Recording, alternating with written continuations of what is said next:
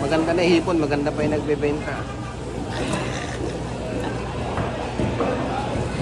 Ngayon, sinama kami ni Daddy mamalengke. Kami dalawa ni Ilo. So, dalawang motor kami. Ito, pati ito. Withdraw muna tayo para may pampalengke tayo. Mag-withdraw daw muna para may pagpalengke. Ayan, dyan din tayo mamamalengke. 5 pa lang pero sobrang dami ng tao. 5 pa lang.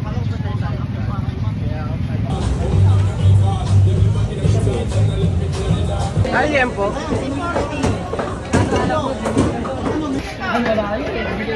Mas mura daw dito ang liempo. Ay, ang baboy.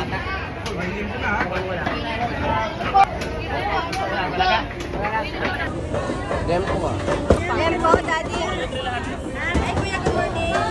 1 kilo muna, 1 po.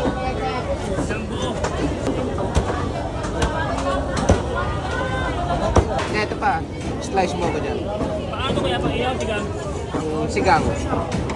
Yan. Daddy, ribs pa lang yan. Ito yung ribs dito. Saan, Daddy? Saan? Saan? Ito yung ribs, so. Ayan yung buto. Ayan. Yan ang pinakamasarap na parte ng baboy. Ilan po? Sige, slice ka lang. Ang hirap pala niya hiwain. Kung isipin ko, kung ako merong ganyang isang kind of meat, sulutuin ko agad, hiwain ko pa pala muna. Halatang hindi namamalengke. Halatang hindi masyado nagluluto.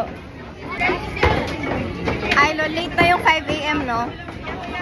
Late na pala ang 5. Kailangan 4 or 3. Dami ng tao sobra. Kasi, May tao na dito.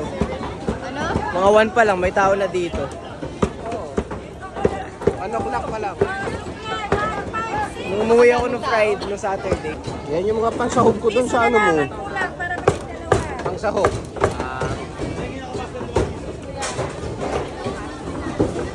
Giniling. Ay, ang galing. Gumagana na. Okay na lahat?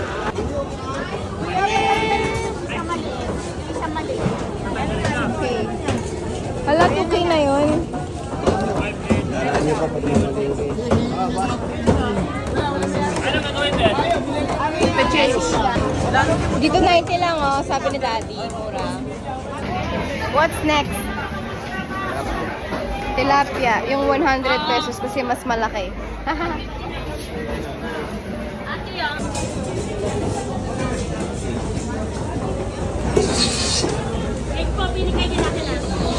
Kampano. Ngayon ko lang nalaman na binoboneless pala ang boneless bangus after niyang mamatay. Akala ko genetically modified siya. Pero paano nga naman pala siya mabubuhay ng walang bones, 'di ba? Linis lang. Ano yung sa'yo, tilapia? Tilapia, yung 6 na piraso. Yung malalaki.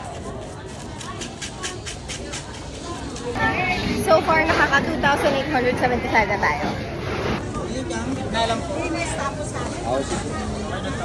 So, kung makita pa na binaboneless. Pinapati sa gitna.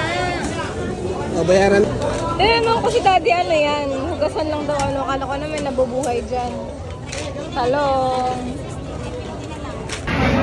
160 yung dalawang bangus, tapos 240 yung 2 kilo ng talong. Up next, manok. Anong luto? Marami. Maraming luto.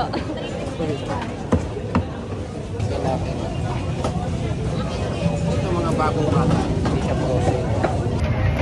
Kaya pala sila mga nakaboots kasi talagang mababasa yung paa mo. Lumipat kami sa kabila kasi hindi na daw kaya maghiwa ng shampoo.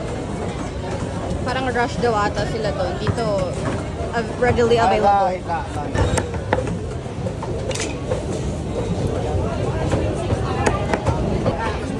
Exercise ni Ailo.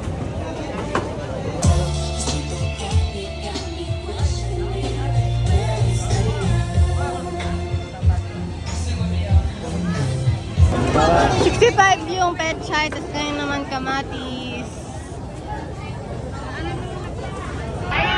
Sa mga ganito, mahina ako sa tawaran, hindi ako tumatawad kung ako man. Hindi ako marunong tumawad.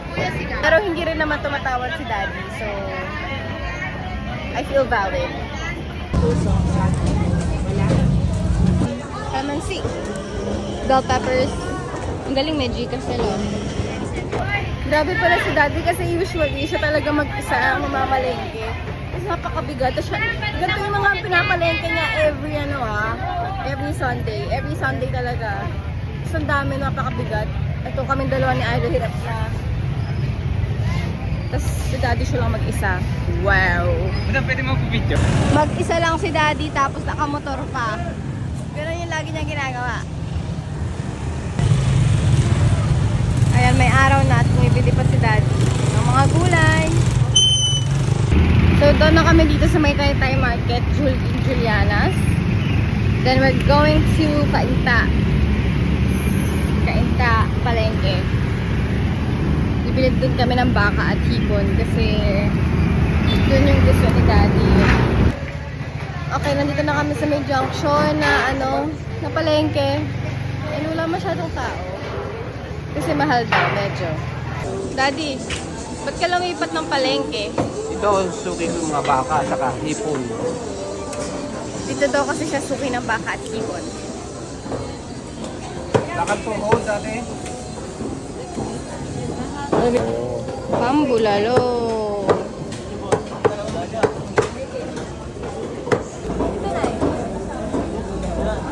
Sa hipon. Ha? Siya suki ko sa hipon. Tignan mo, ang ganda oh. Maganda na hipon, maganda pa yung nagbebenta.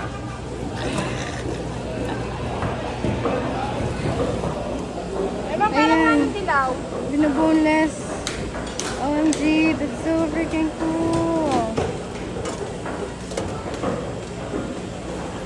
First time ko na makakita ng ganyan. I really thought they're GMOs. Ano, bakit ko naman dyan oh. Dito kasi nakita kami nag-bonus, sa kabila hindi kasi Kasi doon masyadong maraming tao. Gusto nila mabilisan ang trabaho doon. Ang transaksyon. rush. Rush. Dito, medyo kakaunti ang tao. Pero okay pa rin. Ayan, sa mga gata. Igagata kasi ni Daddy. Hipon. Hipon sa gata. Ay, ginataang hipon. Tumatak Fresh. yung pakano nila. Fresh na fresh.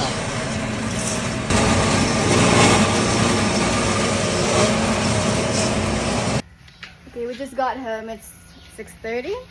6? Tapos magugugas na tayo ng paa. Daming binili. Tira sa pera natin ay 1K. So 9K yung nagastos natin.